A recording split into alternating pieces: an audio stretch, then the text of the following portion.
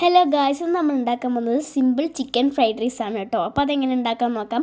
First ഇതേ boneless chicken എടുത്തിട്ടുണ്ട്. എന്നിട്ട് അതിലേക്ക് കുരുമുളക് പൊടിയും ഉപ്പും ചേർത്ത് കൊടുത്തിട്ടുണ്ട് കേട്ടോ. ഇതിലേക്ക് കുറച്ച് ഫ്രോസൺ ഗ്രീൻ പീസും കൂടിയും ചേർത്ത് കൊടുക്കാം. പിന്നെ അതിലേക്ക് വെള്ളം ഒഴിച്ച് ഉപ്പും കൂടിയും ഇട്ട് കൊടുക്കാം കേട്ടോ. പിന്നെ വേണമെങ്കിൽ മാത്രം ഇത് ചേർത്ത് കൊടുത്താൽ മതി, അല്ലെങ്കിൽ ചേർക്കണമെന്നില്ല. പിന്നെ നമ്മളിതിൽ ഓയിൽ ഒഴിച്ച് കൊടുക്കുന്നുണ്ട്. ഇനി നമുക്കത് ചിക്കൻ ഒന്ന് വേവാൻ വേണ്ടിയിട്ട് മൂടി വെക്കാം. അതിന് ശേഷം 2 കപ്പ് അരി നമ്മൾ ഇട്ട് കൊടുക്കുന്നുണ്ട് കേട്ടോ. അതൊന്ന് സോക്ക് ചെയ്യാൻ വേണ്ടിയിട്ടാണ്. ഇനി നമുക്ക് അതിലേക്ക് കുറച്ച് വെള്ളം കൂടി ഒഴിച്ച് അത് സോക്ക് ചെയ്യാൻ വേണ്ടി വെക്കാം. നമ്മളൊരു ചിക്കൻ പകുതി വേവാകുമ്പോൾ വെച്ചാൽ മതി. 10 മിനിറ്റൊക്കെ ഇത് സോക്കായാൽ മതി കേട്ടോ. ഇപ്പോൾ ചിക്കൻ ഇവിടെ റെഡി ആയിട്ടുണ്ട്. നമുക്ക് ഇതിലുള്ള ഈ ചിക്കനൊക്കെ നല്ല സോഫ്റ്റായി വന്നിട്ടുണ്ട്. ഒരു 20-25 മിനിറ്റൊക്കെ മതിയാവും കേട്ടോ. ഇപ്പോൾ തന്നെ ഈ ചിക്കൻ നന്നായി വെന്ത് വന്നിട്ടുണ്ട്. നമുക്ക് ഇതിലുള്ള ഈ ചിക്കനും ഗ്രീൻ പീസും ഒക്കെ ഇതിൽ നിന്ന് മാറ്റി വെച്ച് കൊടുക്കാം കേട്ടോ. ഓരോ ചിക്കൻ അനുസരിച്ച് വേവ് വ്യത്യാസം ഉണ്ടാവും. അപ്പോൾ അതിനനുസരിച്ച് നിങ്ങൾ നോക്കിയിട്ട് മാറ്റിയാൽ മതി കേട്ടോ. ഇനി നമുക്ക് ഇതിലേക്ക് നമ്മൾ സോക്ക് ചെയ്ത് വെച്ചിട്ടുള്ള ആ റൈസ് ഇട്ട് കൊടുക്കാം. ഇപ്പോൾ അതേ അരി മുഴുവനായി ഇട്ട് കൊടുത്തിട്ടുണ്ട്. ഇനി നമുക്കിതൊന്ന് ഇളക്കി യോജിപ്പിക്കാം കേട്ടോ. അതിന് ശേഷം ഇതിലേക്ക് ചേർത്ത് കൊടുക്കുന്നത് ഒരു നാരങ്ങയുടെ പകുതിയാണ്.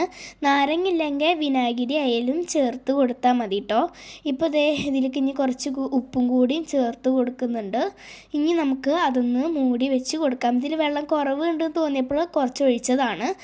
ഇപ്പോൾ ഇത് വെന്ത് വന്നിട്ടുണ്ട്. നമ്മളത് തൊട്ട് നോക്കുമ്പോൾ പൊട്ടിപ്പോരുന്നുണ്ടെങ്കിൽ വെന്ത് വന്നതാണ് കേട്ടോ അർത്ഥം. പിന്നെ അത് പെട്ടെന്ന് വേവും, കാരണം നമ്മൾ ഓൾറെഡി സോക്ക് ചെയ്ത് വെച്ച കാരണം.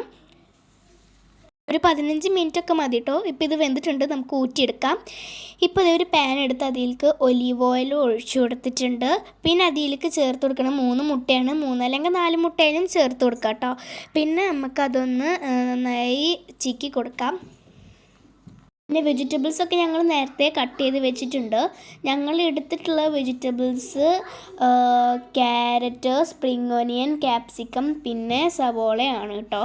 ഇനി നമുക്ക് മുട്ട ചിക്ക് ചെയ്ത് മാറ്റിയിട്ട് ആ പാനിൽ തന്നെ നമുക്ക് കുറച്ച് ഒലീവ് ഓയിൽ ഒഴിച്ചു കൊടുത്തിട്ട് ഇതിലേക്ക് 3-4 അല്ലി വെളുത്തുള്ളി നമ്മൾ ചെറുതാക്കി അരിഞ്ഞ് ഇതിലേക്ക് ചേർത്ത് കൊടുക്കാം. പിന്നെ ഇതിൽ ഒലീവ് ഓയിൽ ഇല്ലെങ്കിൽ സൺഫ്ലവർ ഓയിൽ ആയാലും എടുക്കാം.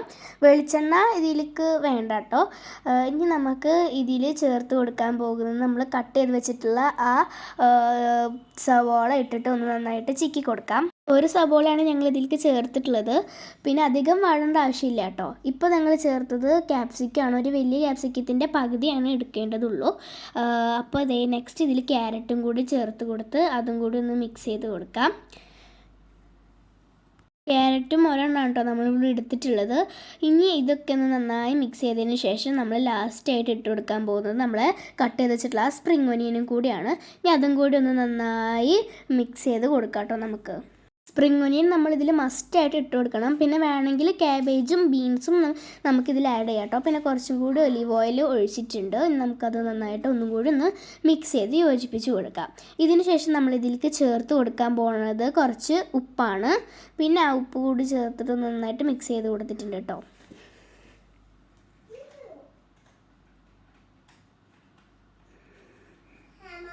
ഇനി നമുക്ക് ഇതിലേക്ക് ഒരു 1.5 ടീസ്പൂൺ സോയാ സോസും കൂടിയും ഒഴിച്ചു കൊടുക്കാം കേട്ടോ.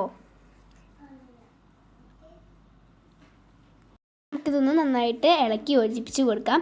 അതിനുശേഷം നമ്മളിതിൽ ചേർക്കാൻ പോകുന്നത് 1 സ്പൂൺ ചില്ലി സോസാണ് കേട്ടോ.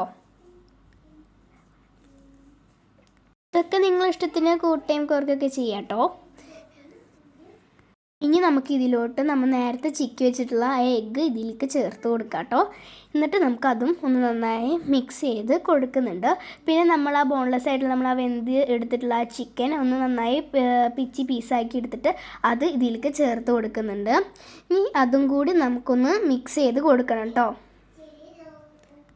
വെജിറ്റബിളും ചിക്കനും ഈ സോസൊക്കെ ഒന്ന് നന്നായി മിക്സ് ആയി വരട്ടെ കേട്ടോ. ഇതിലാണ് ഈ ടേസ്റ്റ് ഉള്ളത്.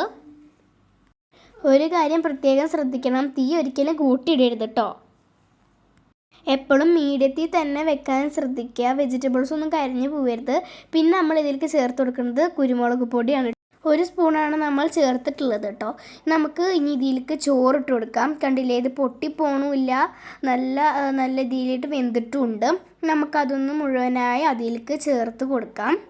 ഇനി നമുക്ക് ചേർത്ത് കൊടുത്തതിന് ശേഷം അത് നന്നായിട്ട് ഇളക്കി യോജിപ്പിച്ച് കൊടുക്കാം കേട്ടോ. വെജിറ്റബിളും ചിക്കനും നമുക്ക് നന്നായിട്ട് ഈ റൈസിൽ മിക്സാക്കി കൊടുക്കാം. പിന്നെ ഇത് റൈസ് പൊട്ടിപ്പോരാണ്ട് വേണം നമ്മൾ നന്നായിട്ട് മിക്സ് ചെയ്തെടുക്കാൻ. ഇപ്പോൾ ഇതേ ഇത്രക്കുള്ളൂ കേട്ടോ. പിന്നെ ഇതിൻ്റെ മുകളിൽ കുറച്ചും കൂടി സ്പ്രിംഗ് ഒനിയൻ നമ്മൾ ചേർത്ത് കൊടുക്കുന്നുണ്ട് ഒരു ഭംഗിക്ക്. ഇപ്പോൾ ഇതേ ഇത്രക്കുള്ളൂ ഈ വീഡിയോ. അപ്പോൾ എല്ലാവർക്കും ബൈ ബൈ.